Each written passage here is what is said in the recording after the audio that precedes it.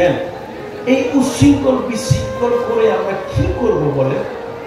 ভাঙা ভাঙি, মারামারি, হানাহানি, এরে কাফের ফতোয়া দিলাম, এরে মুনাফিক ডাকলাম, এখানে যে ভেঙে দিলাম, এটা এখানে যে আগুন জ্বালিয়ে দিলাম। কি হচ্ছে? আমাদের দেশের লাভ হচ্ছে না, আমাদের বাংলাদেশিদের লাভ হচ্ছে না। সম্পদ বাড়ে না কমে? ধ্বংস করে কমে। ইসলামের নামে খুব সুনাম হবে যখন এগুলো আমরা করি না। হ্যাঁ, মনে রাখবেন ইয়াজিদ বাহিনী কিন্তু আল্লাহু আকবার বলেই আহলে বায়াতকে শহীদ করেছে এবং সেই ময়দানে আবার সালাত আদায় করেছে। এইটা কি আল্লাহ খুশি করা সালাত বা তাকবীর ছিল বলে মনে হয় আপনার? না। ধ্বংস করে, খুন করে, হানাহানি করে, রাহাজানি করে আমরা আগাতে পারবো না, সমাজ হিসেবে আগাতে পারবো না, মুসলমান জাতি হিসেবে আগাতে পারবো না, দেশ হিসেবে, দেশবাসী হিসেবে আগাতে পারবো না। ভুল হলে ভুলের সংশোধন করি। কোরআন সুন্নাহ নিয়েও আছে, দেশে একটা প্রশাসন আছে, এখন অন্তর্বর্তী সরকারের অ্যাডভাইজার গুলো আছে, উপদেষ্টা যেমন মহোদয় তারা আছে। অন্য সময় আপনাদের ইলেক্টেড, আপনাদের নির্বাচিত এমপি, মন্ত্রী, চেয়ারম্যান, বিভিন্ন জায়গায় বিভিন্ন পদে সরকার থাকে, প্রশাসন থাকে। তা আমরা যদি সবকিছু উপেক্ষা করে নিজের হাতে সবকিছু নিয়ে জেলাম পুরাম করি, এগুলো আবার অনলাইনে দেই, মানুষ আমাদের কি বলবে? একটা অসভ্য জাত।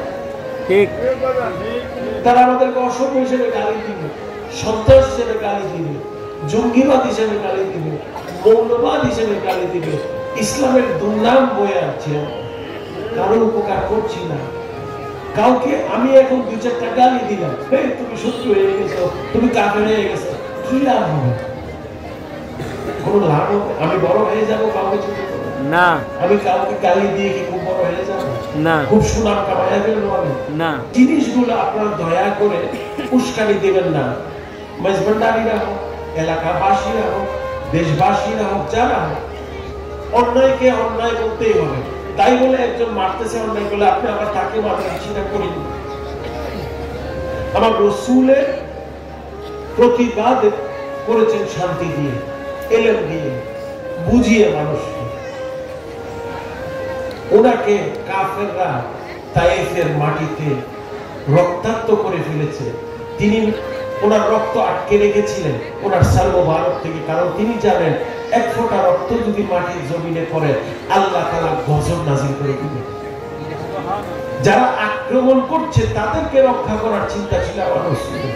ধৈর্যের পরিচয় দিতে হবে, সহ্যের পরিচয় দিতে হবে, ঈমানের পরিচয় দিতে হবে, আমলের পরিচয় দিতে হবে। একদিন এই শত্রু সঠিক কোরআন সুন্নাহর কাছে, সঠিক কোরআন সুন্নাহওয়ালা যারা অনুসারী আছে তাদের কাছে যে মাথা নত করতে বাধ্য হবে, ঠিক যেমন কাফেররা করেছে আমার রাসূলের কাছে। তেমন এই জামানায় যদি কিন্তু দুষ্কৃতরা থাকে, মৌলবাদী, জঙ্গিবাদী, আক্রমণকারী যদি থাকে, তারাও একদিন এসে হকের কাছে এই বাতিলরা মাথা নত করতে বাধ্য। সত্যের কোনো বিকল্প নাই। আর আমরা কিরকম সমাজ করতেছি? বাচ্চাদের শিখাইতেছি আগুন লাগাইয়া দেওয়া ভালো, মসজিদ পুড়িয়ে ফেলা ভালো, ওলি আল্লাহদের মাজার পুড়িয়ে ফেলা ভালো, জায়নামাজ পুড়িয়ে ফেলা ভালো, পশুকে হত্যা করা ভালো, মানুষকে হত্যা করা ভালো, পিটানো ভালো, গালি দেওয়া ভালো, আইন নিজের হাতে নেওয়া ভালো। এটা তো আমার রাসূলের আইন কানুন নয়, এটা তো একটা সভ্য স্বাধীন দেশের আইন কানুন হতে পারে না। কেন মিডিয়া এটাকে তুলে ধরে সেটা ঠিক নয়।